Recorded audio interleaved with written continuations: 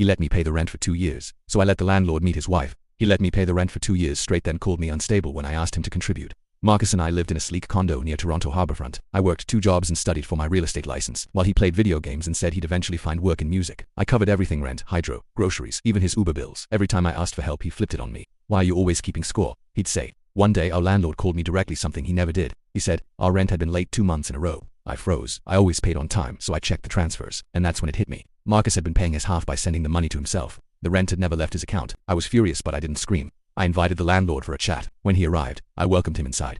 Just as a woman stepped off the elevator.